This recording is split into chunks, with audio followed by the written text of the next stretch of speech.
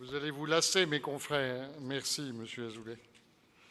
Monsieur le ministre, Mesdames et Messieurs les hautes personnalités qui nous faites l'amitié de nous avoir rejoints et de rester avec nous, Madame la directrice, notre société est frénétique de transparence ou de curiosité. Les temps sont durs, Monsieur le ministre. Il y a des moments, je crois, où ils le sont plus que d'ordinaire. Pour vous, comme pour chacun, si cela pouvait vous rassurer, Monsieur le ministre. Enfin, j'ai cru comprendre que tout s'arrangeait, tout va pour le mieux. Déjà, cet après-midi, vous nous recommandez depuis J21 d'être de grands médiateurs. Vous êtes sans doute un grand médiateur, Monsieur le ministre. Merci pour l'avenir de notre République. Nous avons voulu que ce congrès aborde les questions de secret et de transparence parce que les avocats se trouvent depuis quelque temps, et de plus en plus vite, en insécurité sur le sujet. Eux-mêmes, leurs clients, et dans la hiérarchie de leurs propres échanges. Nous avons connu l'année dernière une décision qui valide le fait qu'un avocat puisse, discutant avec son bâtonnier, retrouver et son bâtonnier avec lui, leurs propos échangés sur un procès-verbal, ce qui est quand même désagréable et qui met notre gouvernance en sécurité. Alors quand je dis gouvernance, je me méfie, Monsieur le ministre. Même si j'ai lu avec plaisir ce que vous écriviez voici quelques jours, ou faisiez écrire, vous aussi, voici quelques jours, dans la Gazette du Palais, où vous disiez que le Conseil national des barreaux représente la profession d'avocat et il serait bon que les avocats s'en souviennent, tous. J'ai apprécié ce que vous aviez écrit, Monsieur le ministre, et je veux vous en remercier. Et je l'appréciais d'autant plus que le jour où vous écriviez ceci, je lisais dans une autre revue qui prêtait d'autres propos à un des responsables éminents de notre profession que le Conseil national des barreaux ne pouvait pas espérer négocier seul au nom de la profession et qu'il devait être accompagné. J'ai trouvé ce propos un peu décalé par rapport à ce que la loi nous propose et ce que vous nous proposiez, vous aussi. Je vous remercie encore une fois sur le sujet. Le secret professionnel a uniquement pour base un intérêt social. Sans doute sa violation peut créer un préjudice aux particuliers, mais cette raison ne suffirait pas pour en justifier l'incrimination. La loi la punit parce que l'intérêt général l'exige. Le bon fonctionnement de la société veut que le malade trouve un médecin, le plaideur un défenseur, le catholique un confesseur. Mais ni le médecin, ni l'avocat, ni le prêtre ne pourraient accomplir leur mission si les confidences qui leur sont faites n'étaient assurées d'un secret inviolable. Il importe donc à l'ordre social que ces confidents nécessaires soient astreints à la discrétion et que le silence leur soit imposé sans condition ni réserve, car personne n'oserait plus s'adresser à eux si on pouvait craindre la divulgation du secret confié. Ainsi, l'article 378 a moins pour but de protéger la confidence d'un particulier que de garantir un devoir professionnel indispensable à tous. Ce secret est absolu et il est d'ordre public. Ainsi s'est exprimé, voici longtemps, Émile Garçon, qui commentait l'article 378 du Code pénal issu du Code Napoléon de 1810. Nous avons lu, commenté, entendu ces propos et nous les méditons lorsque nous relisons 226-13 du Code pénal qui nous fait interdiction de révéler une information à caractère secret.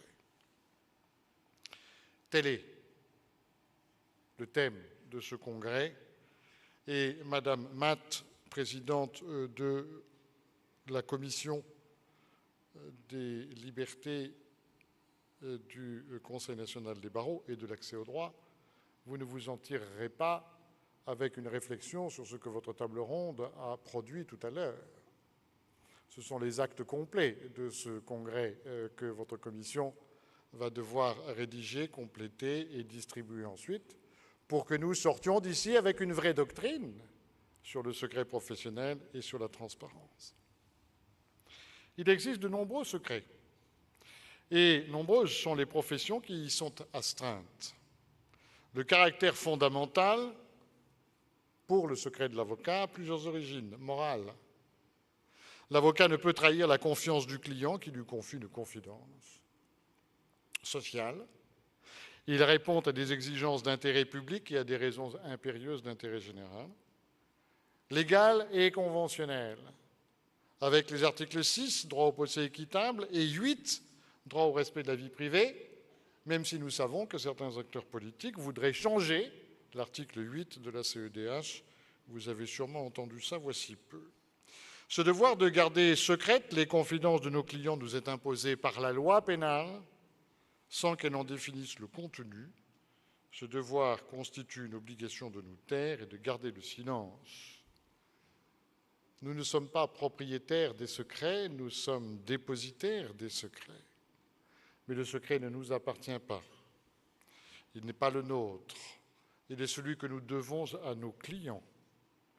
Et c'est notamment sur ce secret que nous pouvons fonder la confiance indispensable dans la relation avec le public. Notre règlement intérieur national le consacre de cette sorte. Je vous rappelle, mes confrères, en tout cas je vous engage à réfléchir parce que je ne peux pas avoir une pensée à moi tout seul, je le sais depuis longtemps. Je vous recommande de réfléchir à ceci. Le secret professionnel n'est pas une valeur déontologique. Il est beaucoup plus que cela.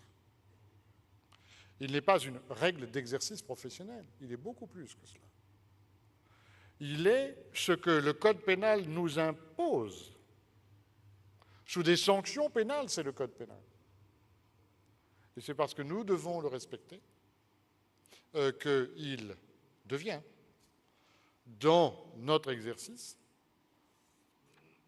une conséquence déontologique et sa violation peut être sanctionnée comme telle. Nous nous trouvons par conséquent là, dans une obligation fondamentale, irréductible, mais que nous devons défendre, puisque, je viens de vous le dire, il est le lien avec notre public et notre clientèle.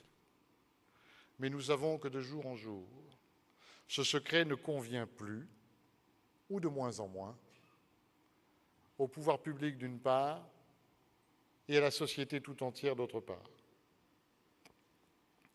La réalité brutale du droit positif nous contraint à entendre différemment les propos que tenait Garçon. Le secret professionnel imposé à l'avocat ne cesse d'être attaqué, contesté, diminué, parfois démantelé. Jean-Yves Le Borgne disait voici peu, un journal en tout cas lui prête les propos suivants, c'est une peau de chagrin. Les pouvoirs publics nous contraignent, par tout un ensemble d'obligations déclaratives, à nous affranchir du secret, dans certains cas comme la lutte contre le blanchiment, ou dans d'autres cas comme celle de le développement de nos activités de fiducie. Mais il y a pire, ou il y a mieux. Ces mêmes pouvoirs publics ne cessent de donner des pouvoirs toujours plus grands et étendus aux autorités de poursuite et d'enquête pour venir chercher dans nos cabinets, mais aussi à notre domicile, les éléments de preuve propres à incriminer nos clients et nous-mêmes en tant qu'avocats dans le cadre de l'exercice de notre mission de conseil et de défense. Voyez, s'il vous plaît, 2 arrêts de la Cour de cassation du 22 mai 2016 qui nous ont rappelé la fragilité dans laquelle nous nous trouvons en ce qui concerne les écoutes téléphoniques. Et observez le paradoxe, voulez-vous, certains ont le pouvoir et le droit d'écouter et de retranscrire et de divulguer ce dont il nous est interdit, nous, de parler. Moi, je trouve que c'est vertigineux sur le plan de notre exercice. Je n'oublie pas non plus les perquisitions dans nos cabinets et dans nos domiciles. Dans chacun de ces cas, les avocats et le Conseil national des barreaux ont contesté le droit positif et formé des recours qui s'imposaient pour faire prévaloir le droit public au respect du secret professionnel. Le Conseil national vient de publier les cahiers à destination de chaque avocat et vous venez de trouver dans les mallettes qui sont à votre disposition le guide pratique qu'on appelle la contestation des perquisitions. On conteste, Monsieur le ministre, au domicile et en cabinet d'avocat, mais une contestation normalisée, naturellement. Remarquez, je lisais en page, si je la retrouve, mais oui, tout de suite, 13 de ce guide, la définition de la Cour de cassation qui est celle-ci. Attendu en droit que si le juge d'instruction est au terme des articles 89 et 35 du Code d'instruction criminelle, alors c'est une décision qui n'est pas d'hier, vous avez compris, investi du pouvoir de saisir tout papier jugé utile à la manifestation de la vérité, ce pouvoir trouve une limite dans le principe de la libre défense qui domine toute la procédure criminelle et qui commande de respecter les communications confidentielles des accusés avec leurs avocats qu'ils ont choisis ou veulent choisir comme défenseurs.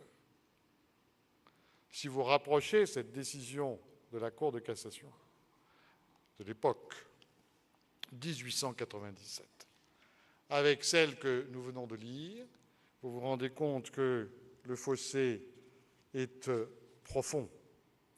Nous disions ce matin que la société évolue, il n'est pas certain qu'elle évolue toujours dans le bon sens. En tout cas, le combat qui est le nôtre pour la défense de ce secret est indispensable, il est permanent, il doit l'être, et il appartient à chacun des avocats.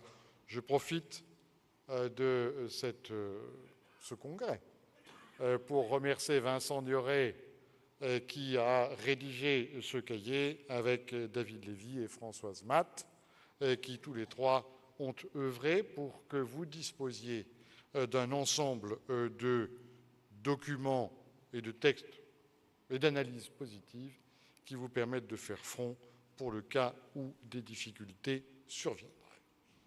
Cela, mes confrères, cela, Monsieur le ministre, c'est la défense du secret professionnel.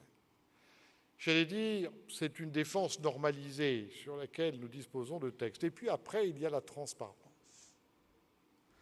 La transparence dont je me plais à dire, plaire, c'est peut-être un mot qui n'est pas tout à fait adapté, qu'elle est portée avec frénésie par les pouvoirs publics. Et probablement trop. Elle rassure, mais elle rassure qui? Et elle protège, ou elle protégerait, mais elle protégerait qui? Assimilée à la vérité, la transparence a un pouvoir d'attraction sans égal dans les sociétés ouvertes et sur leurs membres, alors qu'on peut la considérer comme une forme d'impudeur ou d'irrespect d'autrui. Ajoutez à ceci ce qui est en débat sur ce que le projet que l'on appelle Sapin 2 et les lanceurs d'alerte. Et vous avez fait le tour de ce qui survient. Nous avions commencé à éteindre un peu la lumière dans les années 2000, quand on commençait à vouloir protéger le témoin anonyme, mes confrères. Chacun est d'accord sur le sujet. N'importe qui pourrait demander à bénéficier d'une protection, ne divulguer nulle part son nom et raconter tout ce qu'il a envie de raconter et puis être protégé sans que jamais personne ne sache qui a dit quoi, pourquoi, et sans que personne jamais ne puisse vérifier ce qui s'est dit. Certains d'entre nous pensaient avoir touché le fond. Ils étaient optimistes. Puisque aujourd'hui, nous allons vivre l'existence de lanceurs d'alerte. Il n'y a pas si longtemps, et si je mesure le temps au temps des civilisations, hier, on ne traitait pas les lanceurs d'alerte de lanceurs d'alerte. On envisageait le terme de délateur, et le terme pouvait être plus péjoratif encore. Et voyez, sur ce sujet, ce que nous entendions ce matin. Monsieur le commissaire à l'information stratégique et à la sécurité économique nous expliquait que le sort des lanceurs d'alerte, mais ne relevait pas du tout des autorités indépendantes qui sont créées, ni de Tracfin, ni de cette autorité-là, mais du défenseur des droits. Cela, c'est assez extraordinaire. Et il est vrai que lorsque le défenseur des droits s'inquiète, alors, on ne vous a peut-être pas dit, monsieur le ministre, lorsque le défenseur des droits s'inquiète du sort des migrants et que le Conseil national des barreaux s'en inquiète avec lui, le ministre de l'Intérieur se précipite à notre congrès et il vient nous expliquer comment il faut interpréter ce que les défenseurs des droits dit et écrit, dont acte. C'était un moment de belle information que nous avons vécu.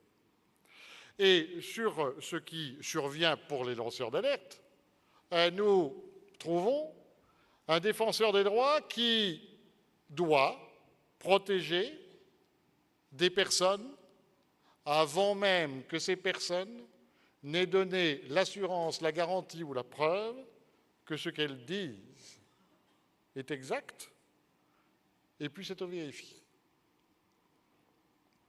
Telle est notre société en devenir et je ne suis pas certain que nous, avocats, nous puissions nous en satisfaire. Oh non pas parce que nous sommes des protestataires permanents, au moins peut-être parce que nous sommes des protestataires utiles. Soyons-le, alertons. Mais alertons une société qui ait envie d'être alertée, et cela, c'est un vrai challenge. Puisque nous savons qu'à la faveur des textes sur les mérites desquels il est difficile de revenir, puisque la société pense qu'elle en est protégée, jusqu'au moment où elle se rend compte, parce que le désastre survient, que ce n'était pas exact. Mais on ne peut pas jouer avec cela. Il n'empêche qu'il faut que nous convainquions, nous, avocats, la société, c'est-à-dire nos clients, que cette transparence frénétique ne protège personne, ni l'individu, ni la société tout entière. C'est difficile, parce que cela veut dire aller à contre-courant d'une très grande majorité de la société, mais probablement est-ce notre rôle.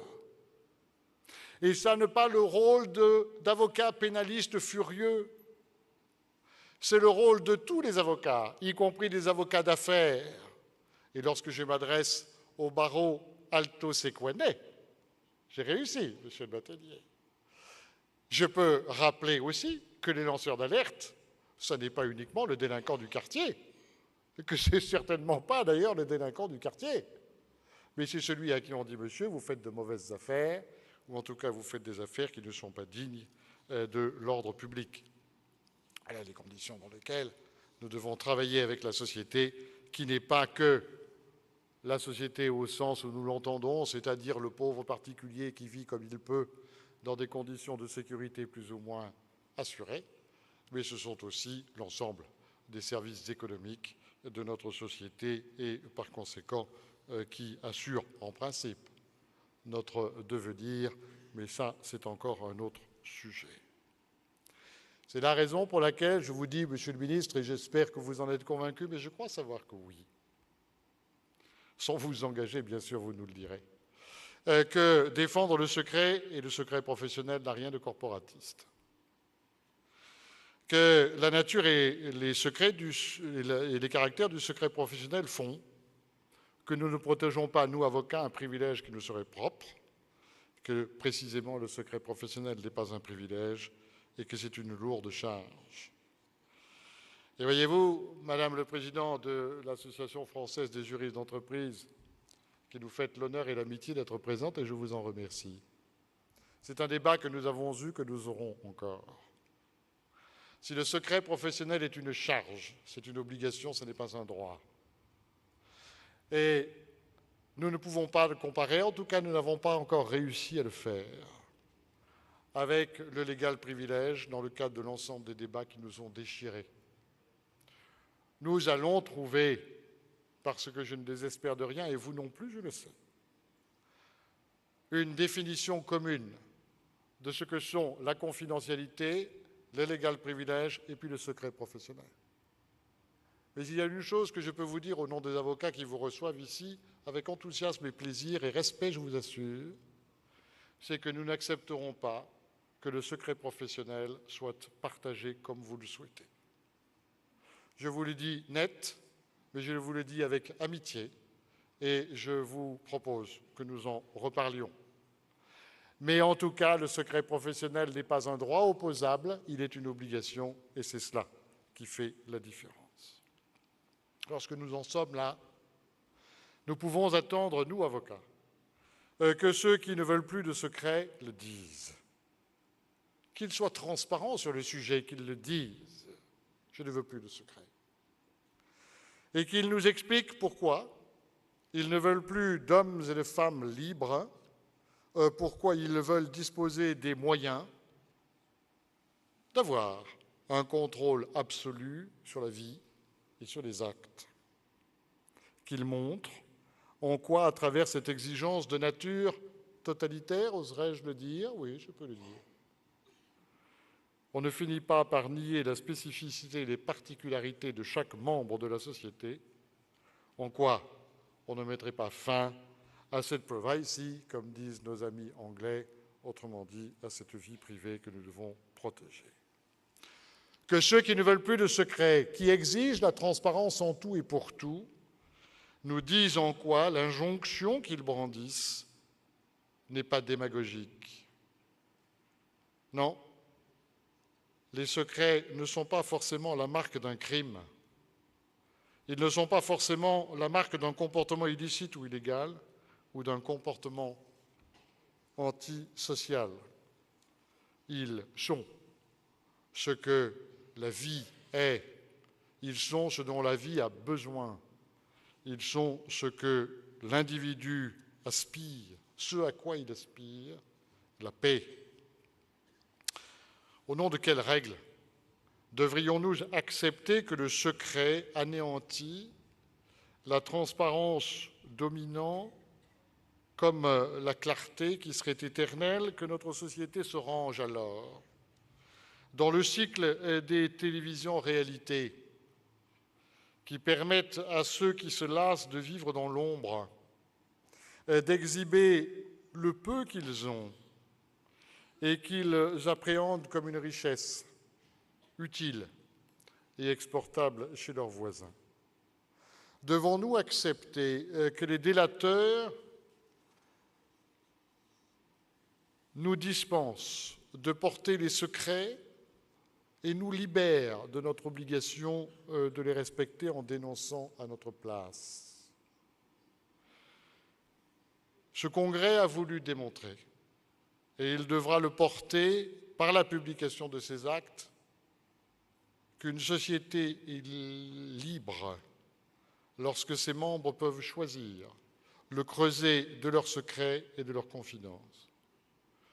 Que lorsque le médecin, le prêtre ou l'avocat peuvent en toute liberté eux-mêmes recevoir ce que l'individu ne voulait dire à personne et dériver chaque jour davantage à défaut de pouvoir le faire en toute sécurité.